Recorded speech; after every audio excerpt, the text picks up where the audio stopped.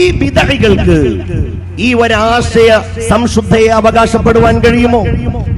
ഈ ഒരു ആദർശ പ്രതിബദ്ധതയെ പ്രവാചകരുടെയും അനുയായികളുടെയും പിൻഗാമികളുടെയും അവർ സ്വീകരിച്ച നയങ്ങളുടെയും സ്വീകാര്യത അവരിലുണ്ട് എന്ന് പറയുവാൻ കഴിയുമോ? അവർ മതം ശുദ്ധീകരിക്കാൻ ശ്രമിച്ചവരായിരുന്നു. ഞങ്ങൾ ശുദ്ധീകരിക്കുന്നവരാണ് എന്ന് അവകാശപ്പെട്ടവരായിരുന്നു അവർ. 922 ഐക്യസംഘം ഉണ്ടാക്കുമ്പോ അതിന് നേതൃത്വം നൽകിയവർ പറഞ്ഞത്, ഞങ്ങൾ ഈ മതം നവീകരിക്കുന്നവരാണ്, മതത്തിൽ കുറെ അപജയങ്ങൾ ഉണ്ടായിട്ടുണ്ട്, ഞങ്ങൾ അതിനെ നവീകരിക്കുന്നവരാണ് എന്നുള്ളതാണ്. 924 പണ്ഡിത സഭയുണ്ടാക്കി ഐക്യസംഘം മുന്നേറുമ്പോഴും ഈ കേരളത്തിന്റെ മണ്ണിൽ ജനങ്ങൾക്കിടയിൽ അവർ പ്രചാരണം നടത്തിയത്, അവരുടെ ലക്ഷ്യമായിട്ട് അവർ സമൂഹത്തോട് പറഞ്ഞതും ഞാൻ ഈ പറഞ്ഞ കാര്യം തന്നെയായിരുന്നു. ഇവരുടെ തലതൊട്ടപ്പനായിരുന്നു വക്കം അബ്ദുൽ ഖാദർ മൗലവി. മുജാഹിദ് പ്രസ്ഥാനം അത് എത്ര വിഭാഗങ്ങളാണെങ്കിലും എന്താണ് കേരളത്തിൽ വക്കം അബ്ദുൽ ഖാദർ മൗലവി പ്രചരിപ്പിച്ച ആശയങ്ങളെന്ന് കൃത്യമായി സമൂഹത്തോട് പറയട്ടെ. മുഴുവനായും പറയാൻ പലപ്പോഴും അവർക്ക് കഴിയാറില്ല. വക്കം അബ്ദുൽ ഖാദർ മൗലവി ആശയങ്ങൾ സ്വീകരിച്ചിരിക്കുന്നത് റഷീദ് റിളയിൽ നിന്നാണ്, മുഹമ്മദ് അബ്ദുവിൽ നിന്നാണ്. അവരാകട്ടെ അവരുടെ അപ്പോസ്തലനായി കാണുന്നത് മുഹമ്മദ് ബിൻ അബ്ദുൽ വഹാബിനെയാണ്. വഹാബികളായിരുന്ന പണ്ഡിതന്മാരും ഈ മുസ്ലിം രാജ്യങ്ങളിൽ കാലുഷ്യമുണ്ടാക്കിയ ക്രൂരമായ വിപ്ലവങ്ങൾക്ക് നേതൃത്വം നൽകിയ ഈ വിദണ്ഡവാദികളും സ്വീകരിച്ച ആശയങ്ങളെയാണ് വക്കം അബ്ദുൽ ഖാദർ മൗലവി എന്ന മുജാഹിദ് പ്രസ്ഥാനത്തിന്റെ അപ്പോസ്തലനായ ആൾ കേരളത്തിൽ പ്രചാരണമായി നടത്തിയിട്ടുള്ളത്. അവരുടെ ആദ്യ പ്രസിഡന്റായിരുന്നു KM മൗലവി എന്നറിയപ്പെടുന്നയാൾ.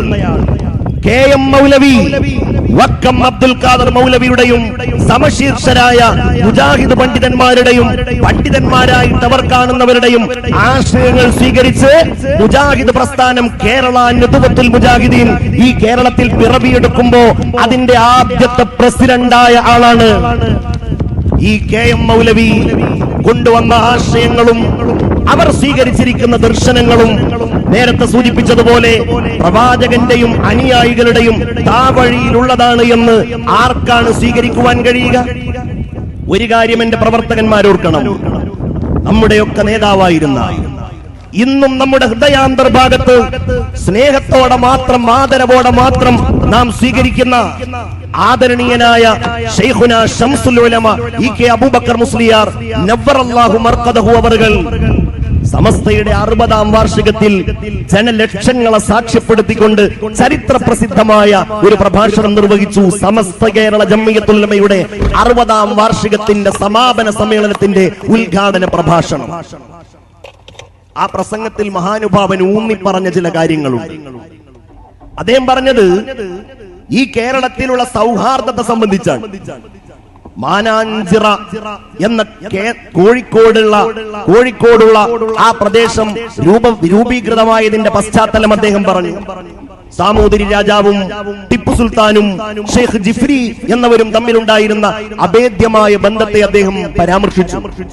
ശബരിമലയിലെ വാവർ സ്വാമിയും അവിടെയുള്ള പല മഹാന്മാരും അതുപോലെ ഹൈന്ദവാചാര്യന്മാരും തമ്മിലുള്ള ബന്ധങ്ങളെ കുറിച്ച് അദ്ദേഹം പരാമർശിച്ചിട്ട് ശംസുൽ ഉലമ സമസ്തയുടെ ഈ ശക്തിയെ സംബന്ധിച്ച് പറഞ്ഞ ഒരു കാര്യം, കേരളത്തിൽ മതസൗഹാർദ്ദം നിലനിൽക്കണമെങ്കിൽ സമസ്ത കേരള ജംഇയ്യത്തുൽ ഉലമ നിലനിൽക്കണം, അഹ്ലുസുന്നത്തി വൽ ജമാഅത്ത് നിലനിൽക്കണം.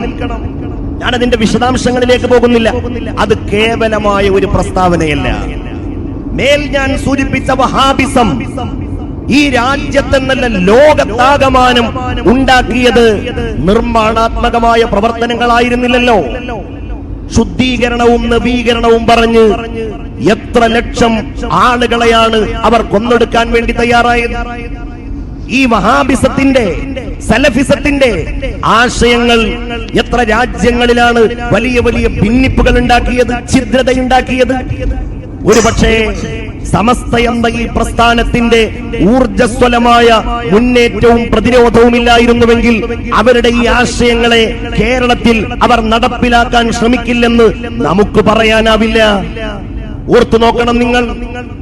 എന്നിട്ട് പോലും ഇന്ത്യയുടെ ഭരണഘടനയെ വെല്ലുവിളിച്ച് ഈ വഹാബിസത്തിൽ ആകൃഷ്ടരായി അതുമായി ബന്ധപ്പെട്ട ആശയങ്ങൾ സ്വീകരിച്ച ആളുകൾ ഈ കേരളത്തിൽ നിന്ന് ഹിജ്റ പോകുവാൻ തയ്യാറായില്ലേ?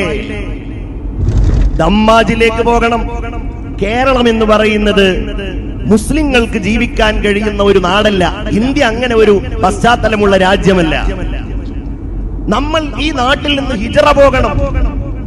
ആടുമേക്കാൻ ഹിജ്റ പോയ ആളുകൾ, ഐസിസിൽ ചേർന്ന് രക്തസാക്ഷിത്വം വരിക്കാൻ കൊതിച്ച് അങ്ങോട്ട് പോയി കൊല്ലപ്പെട്ട ആളുകൾ, ഐസിസിൽ ചേർന്ന ആളുകൾ, ഒരുപക്ഷെ ഇത്തരം ഒരു വേദിയിൽ നിന്ന് മുസ്ലിം സമൂഹത്തിന്റെ ഭാഗമായി സ്വയം പറയുന്ന ആളുകളെ സംബന്ധിച്ച് അങ്ങനെ പറയുന്ന കാര്യത്തിൽ നമുക്ക് വിഷമമുണ്ടെങ്കിലും എന്താണ് ഇത്തരം ആശയങ്ങളെ സ്വീകരിച്ച ആളുകളുടെ ഏതെങ്കിലും ഒരു ഘട്ടത്തിലെങ്കിലുമുള്ള അവരുടെ ചിന്തകൾ എന്നതിന് നാം കാണുന്ന ഏറ്റവും പ്രയാസകരമായ ഒരു കാര്യമാണ്. അതാണ് ഇവരുടെ സലഫിസത്തിന്റെ ആദർശങ്ങളെ സ്വീകരിച്ചതിന്റെ സ്വഭാവം എന്ന് പറയുന്നത്. നോക്കൂ നിങ്ങൾ, അഹ്ലുസുന്നത്തി വൽ ജമാഅത്തിന്റെ സമസ്തയുടെ നേതൃത്വം മുജാഹിദ് പ്രസ്ഥാനത്തിനെതിരായി, അവരുടെ ആശയങ്ങൾക്കെതിരായി, ആദർശങ്ങൾക്കെതിരായി പ്രസംഗങ്ങളിലൂടെ, എഴുത്തുകളിലൂടെ, സമ്മേളനങ്ങളിലൂടെ വിപ്ലവാത്മകമായ മുന്നേറ്റങ്ങൾ നടത്തിക്കൊണ്ടിരിക്കുന്ന ഘട്ടത്തിൽ പല രൂപത്തിലും ഈ കേരളത്തിൽ സുന്നത്ത് ജമാഅത്തിന്റെ ആശയങ്ങളെ വികലമാക്കുന്ന സംഘ സംവിധാനങ്ങൾ വന്നു. ഒന്നിനെയും സമസ്ത തിരിച്ചറിയാതിരുന്നില്ല. എല്ലാവരുടെയും ആശയങ്ങളെ സമസ്ത നേരിട്ടു, ജനങ്ങളെ ബോധ്യപ്പെടുത്തി. അതിലൊന്നായിരുന്നു ഇന്ത്യൻ ജമാഅത്തെ ഇസ്ലാമി.